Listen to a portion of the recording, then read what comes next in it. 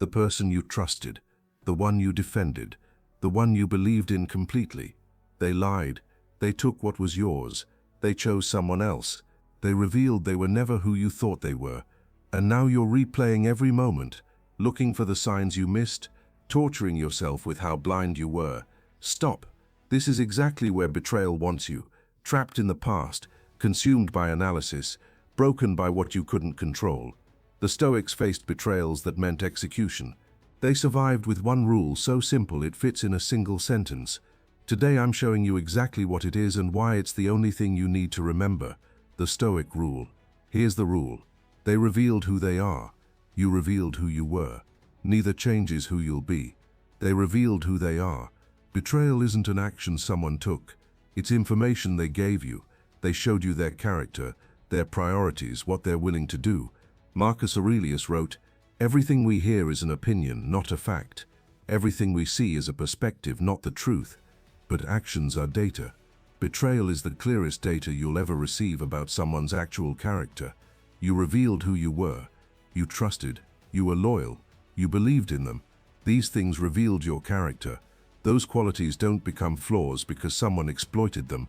Epictetus taught, "Make the best use of what is in your power, and take the rest as it happens." Your character was in your power. What they did with that is outside your power. Neither changes who you'll be. Their betrayal doesn't define your future. Your past trust doesn't obligate your future naivety. You choose who you'll be going forward, informed by experience, not imprisoned by it. Part 1. They revealed who they are. Accept that betrayal is revelation, not transformation. When someone betrays you, your mind creates false narrative.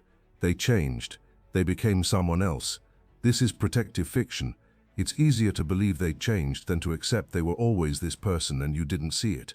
The person who betrayed you didn't transform into a betrayer. They revealed they always had that capacity. You just hadn't seen the circumstances that would activate it. This distinction is crucial for your recovery. If they changed, you'll torture yourself analyzing what you could have done differently. Endless mental loops of "if only I had." If they revealed, you recognize this is who they are. You now have information you didn't have before. Last year, business partner diverted funds, claimed expenses that didn't exist. My immediate reaction, what happened to him? We were building something together. Then, application of the rule. He didn't change. He revealed the capacity to betray trust was always there. Circumstances made it visible. I looked back. Corners he wanted to cut. Ethics he described as flexible. Small dishonesties I'd rationalized. The signs were there. I'd chosen not to see them clearly. Not because I was stupid, because I was optimistic. That's not a character flaw. That's a personality trait that needs better data filtering, not elimination. Your behavior during betrayal says nothing about your worth. When betrayed, people do two self-destructive things. They feel stupid. How could I not see this? I'm an idiot. They feel their trust was weakness. I was too trusting, too naive. Both conclusions are false. Epictetus, if someone succeeds in provoking you, realize that your mind is complicit in the provocation. Your mind is turning your virtue trust into a vice. Stop. You trusted someone who presented themselves as trustworthy. That's rational behavior. You were loyal to someone who claimed loyalty. That's integrity. You believed someone's words matched their actions. When they didn't, that's data about them, not deficiency in you. 3 months ago, close friend betrayed confidence I'd shared. Spread private information I'd explicitly asked them to keep private. My first thought, I'm such an idiot for trusting them. Then, application of rule. What did I reveal by trusting? That I value deep relationships, that I'm capable of vulnerability, that I honor confidentiality, and assume they would too. None of these are flaws. What did they reveal? That they value social currency over friendship, that private information is tradable for status. My capacity for trust didn't make me foolish. Their violation of trust made them untrustworthy. These are separate assessments. Part 3. Neither changes who you'll be. You choose your response to the information betrayal provided. 3 common responses. Response 1. Close down completely. Never trust again. Treat everyone as potential betrayer. You've let their betrayal control your future relationships with everyone else. Response 2. Ignore the data. Not everyone is like that. Continue trusting exactly as before, without adjusting filters. This wastes the education. Response 3. Integrate the data. I learned specific signs I missed. I'll watch for those. I won't stop trusting. I'll trust more wisely. This is the Stoic response. Marcus Aurelius. The impediment to action advances action. What stands in the way becomes the way. Betrayal stands in the way of blind trust. That's good. It advances you toward discerning trust. After my business partner's betrayal, I didn't stop partnering with people. I changed my vetting. Longer observation period before significant commitment. Reference checks with previous partners. Smaller financial exposure early. Scaled with proven behavior. Written agreements reviewed by lawyer. None of this is cynicism. It's wisdom purchased through expensive experience.